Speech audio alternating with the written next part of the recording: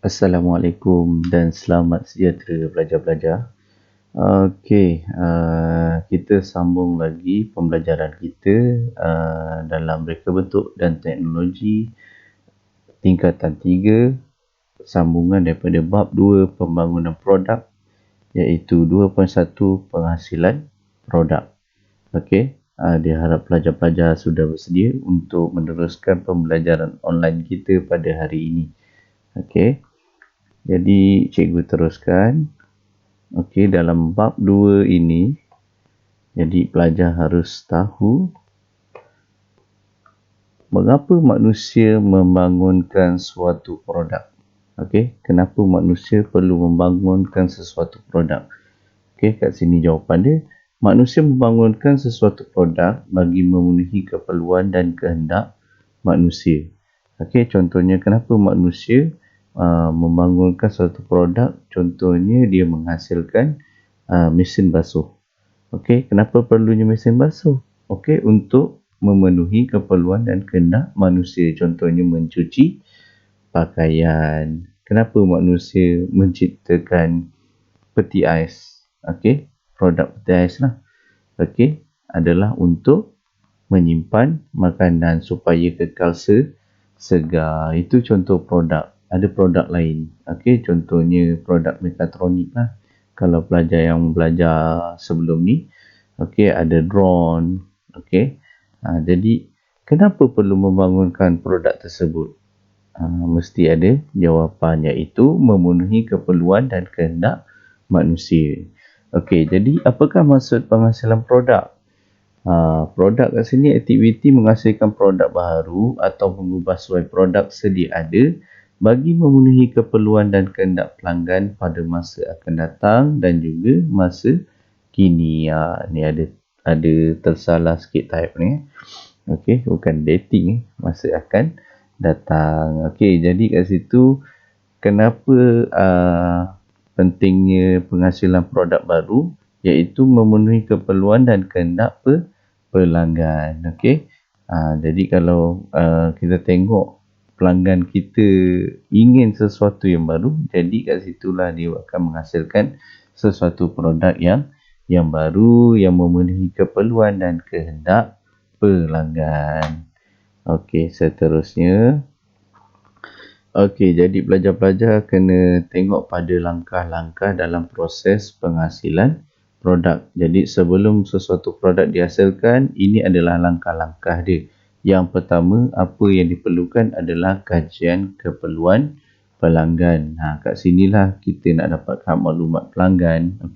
Apakah kehendak dia, apakah keperluan dia. Kat sinilah step pertama. Seterusnya adalah penyelesaian masalah inventif. Daripada kajian keperluan pelanggan tadi, kita akan mencari sesuatu penyelesaian daripada masalah inventif yang terhasil. Lepas tu kita buat project brief, borang project brief supaya kita dapat membuat sesuatu penambahbaikan. Daripada soalan-soalan tadi, kita buat project brief. Lepas tu daripada borang project brief tadi, barulah kita buat penjanaan idea. Daripada apa penjanaan idea? Yang pertama adalah lakaran idea.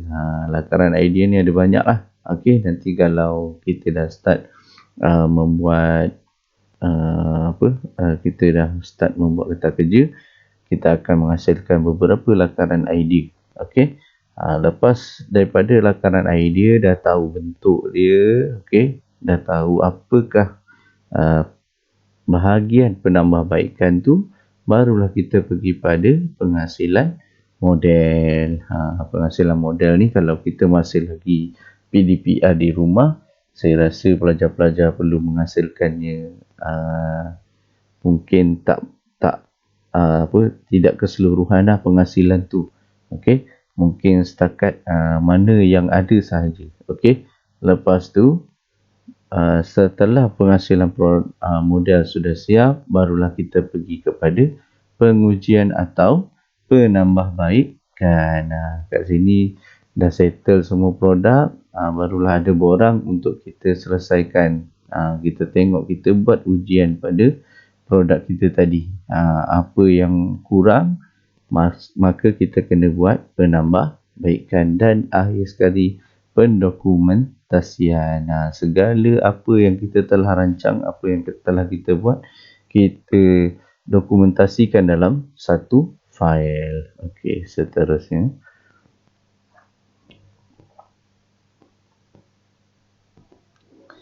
Okey, kita pergi yang tadi kajian keperluan pelanggan. Okey, kenapa perlu dijalankan? Okey, kajian keperluan pelanggan ni perlu dijalankan untuk memastikan idea reka bentuk produk yang dihasilkan memenuhi keperluan dan kehendak pelanggan. Jadi, kajian keperluan pelanggan ni kita perlu binakan satu borang dan kita bagi kepada pelanggan, okey, dan kita minta dia isi. Okey, daripada yang diisi soalan-soalan yang diajukan, maka kita tahu apakah keperluan dan juga kehendak pelanggan. Okey, jadi dalam borang tadi perlu ada beberapa kriteria. Contohnya, yang pertama ada maklumat pelanggan. Kita kena tahu latar belakang pelanggan kita tu siapa. Okey, lepas tu yang kedua mesti ada latar belakang produk. Jadi kat sini kita perlu tahu apakah latar belakang produk yang kita nak hasilkan. Okey, lepas tu yang ketiga adalah penambahbaikan. Kat sini kita tanya cadangan daripada pelanggan kita. Apakah penambahbaikan yang perlu ada pada produk kita. Okey, sekurang-kurangnya cadangan itu dapat menambah cara untuk kita membuat penambahbaikan pada produk terbabit. Okey, seterusnya. Okey, ini adalah salah satu contoh borang kajian keperluan pelanggan yang mana untuk pelajar-pelajar kelas saya mungkin telah menghasilkan borang ini. Okey, bahagian A ada bahagian A iaitu maklumat pelanggan, nama, jantina, nombor telefon, pekerjaan, okey, alamat, tempat berbelah, jumlah perbelanjaan sebulan. Okey, yang ini contoh yang mana pelanggan kita perlu isikan. Okey, berdasarkan apakah produk yang kita nak hasilkan. Okey, daripada produk yang kita nak hasilkan, kita beritahu pelanggan dan pelanggan isi produk yang sedia ada di pasaran. Mula-mula produk kebaikan produk yang sedia ada lah. Lepas tu diisi pula kelemahan produk yang sedia ada. Okey, lepas tu apakah cadangan penambahbaikan? Jadi pelanggan kita tuliskan. Okey, kat situ. Apakah cadangan yang boleh kita buat penambahbaikan? Okey, ini contoh dia. Okey, seterusnya, apa itu penyelesaian masalah inventif? Okey, apakah maksud penyelesaian masalah inventif? Okey, penyelesaian masalah inventif adalah kaedah penyelesaian masalah secara sistematik. Okey, masalah dan penyelesaian masalah telah dikenal pasti terlebih dahulu. Okey, dan diaplikasikan untuk penambahbaikan bagi mengatasi kelemahan produk sedia ada. Macam saya cakap tadi, okey, masalah dan penyelesaian masalah telah dikenal pasti terlebih dahulu melalui apa? Melalui borang soal selidik ataupun borang kajian keperluan pelanggan. Okey, daripada situlah kita dapat aplikasikan untuk penambahbaikan bagi mengatasi kelemahan produk sedia ada. Okey, ini dia punya step dia, proses penyelesaian masalah inventif. Contohnya, kenal pasti masalah inventif, lepas tu binakan model fungsi dengan garisan interaksi.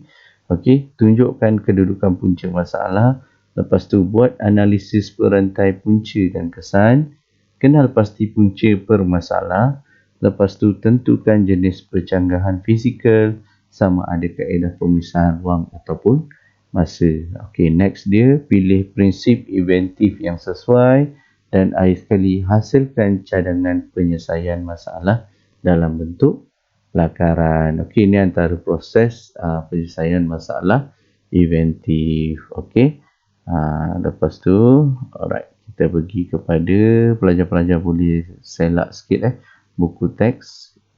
Okey, di mana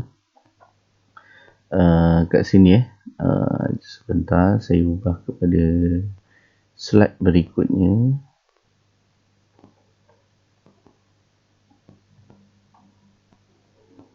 Okey, sebentar ya.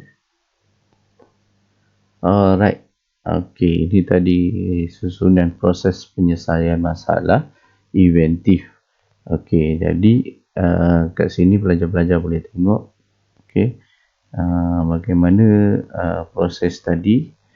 Okey, daripada kenal pasti masalah sehinggalah hasilkan cadangan penyelesaian masalah. Okey. Ini contoh dia lah kalau dalam buku teks pelajar-pelajar. Ini contoh dia. Okey. Berus, okey, komponen fungsi berus kasut ketika digunakan untuk menggilap kasut. Jadi penggilapan kasut tadi secara manual dan kat situ adalah salah satu masalah inventif. Okey.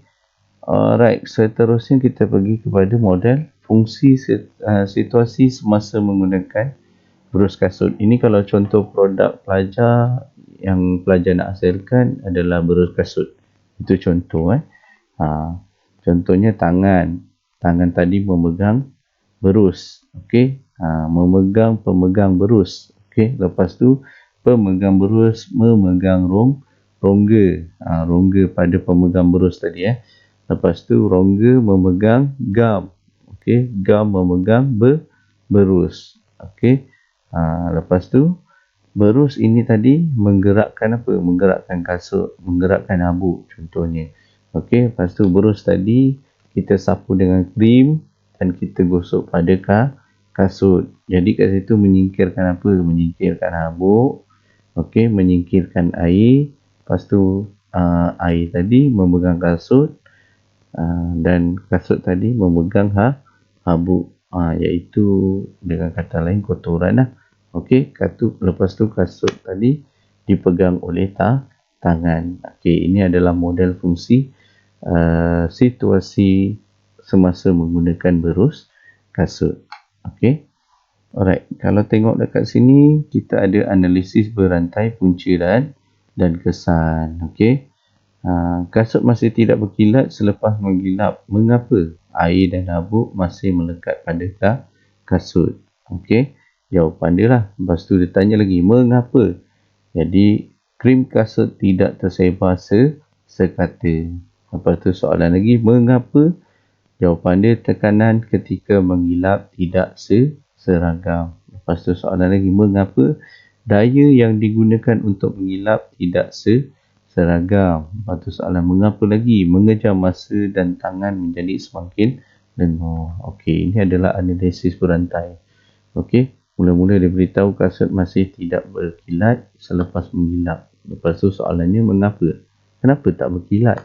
Lepas tu air dan habuk masih melekat pada kasut sehinggalah mengejar masa dan tangan menjadi semakin lengur. Okey. Jadi ini contoh analisis berantai punca dan kesan.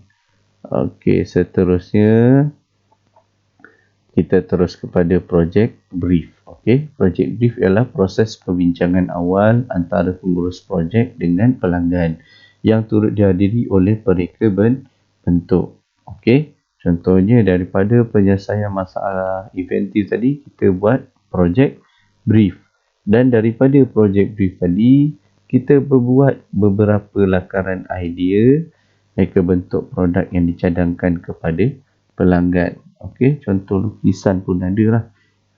Contoh lukisan pun ada, nanti saya tunjukkan. Okey. Dan akhir sekali kita buat lakaran akhir. Itu daripada semua daripada turutan projek brief lah. Okey. Alright. Okey, ini contoh borang projek brief yang telah dilengkapkan. Okey. Apakah kegunaan produk ini? Di manakah produk ini digunakan? Ini kalau tajuk dia penggilap kasut magic itu terpulang pada pelajar-pelajar. Okey, produk apa yang nak dihasilkan? Kalau bag lah. Okey, mesti ada bag apa. Macam ni, penggilap kasut apa. Okey. Ataupun awak nak buat sistem aquaponik ke.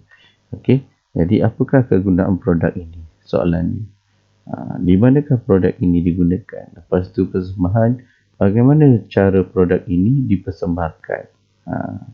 Lepas tu tujuan pasaran, siapa yang akan menggunakannya?